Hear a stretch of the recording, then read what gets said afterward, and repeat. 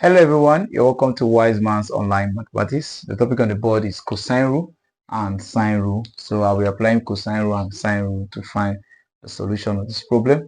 Now we are to look for the angles that are missing. So that is the problem on these triangles. In this triangle, we are to look for the angles that are missing. Now, in my last class, I said that cosine rule and sine rule are used for triangles that are not right angle. So this triangle is not a right angle, so we can apply cosine rule and sine rule. And I also said that cosine rules are used for triangles where you have an angle with, you have an included angle and you have two sides like this. You have two sides with an included angle. And cosine rule also apply for triangles where you have three sides with no angle inside. So cosine rule will be used to get a particular, there's just one angle here, and the cosine rule is also used to get this particular side. So today I'll be applying, I've done a video on this, so you can refer to the video for more understanding. So I'll be considering this type of triangles today. Now for this type of triangle we have A, B, C, so we can start with any of them. Let's say we are looking for this angle A here. Let's say we are looking for angle A. Now I'll say I'll use my cosine rule. Now cosine rule states that I have to place the side, the square of just the side. This is theta, right? So 5 is the cosine side.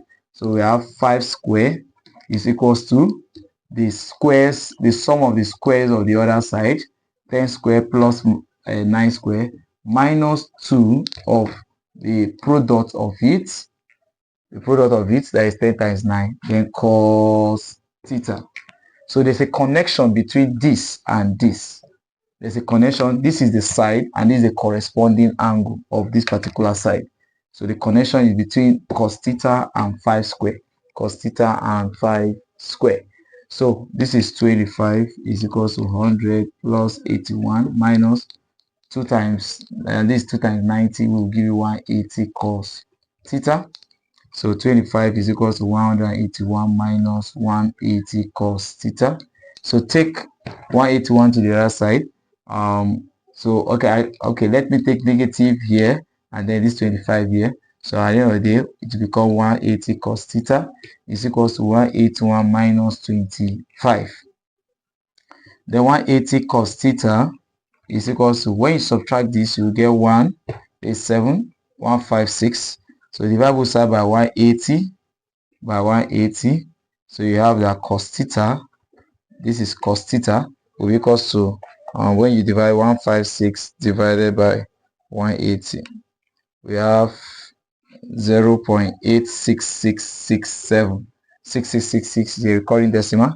So theta will be to look for the, you look for the cos inverse of this value, the cos inverse. So shift cos, I'll be getting my theta as 29.9 to 2 decimal place, 29.93.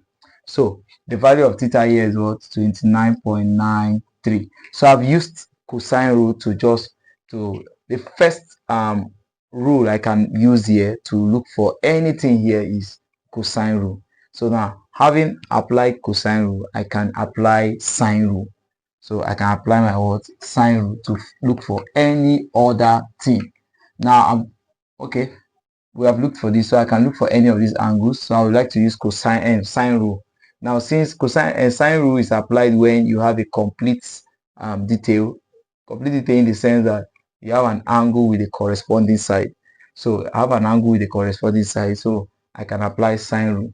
So sine rule says that sine A all over A is equals to sine B all over B and is equals to sine C all over C, and it's continuous like that, plus equals to, right? Then sine A, since, okay, let me consider this angle. I'm looking for this.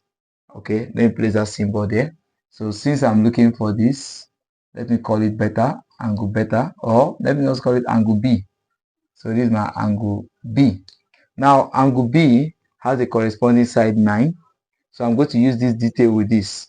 So this will be my sine A cos A.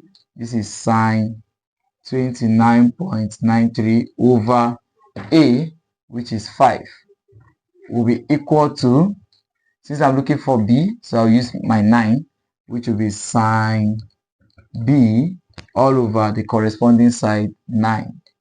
So when I cross multiply, I will have, I will have 5 sine b is equals to 9 sine 29.93.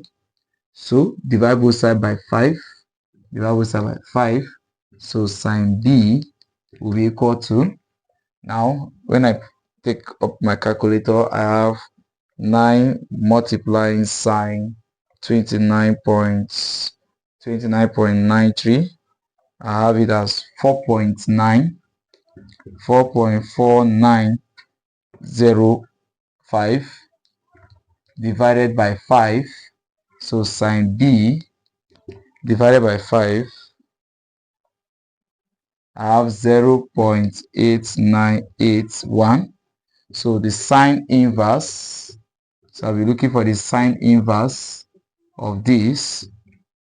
Now sine inverse, my shift sign, so I have 63.91.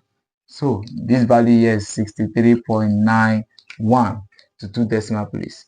Now for this remaining angle, the last angle, it's easier for me to, the last angle here, I could actually use cosine rule, I can use sine rule, and I can also apply the principle of sum of angles in a triangle is equals to 180. So for me to find C, which is easier, I will say C is equals to 180 minus the sum of 29.93 and 63.91. The reason is what we call sum of angles in a triangle is equal to 180.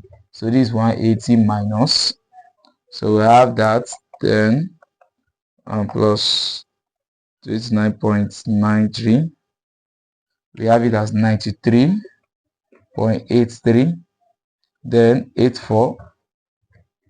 Then when you subtract that from 180, we have 86.16.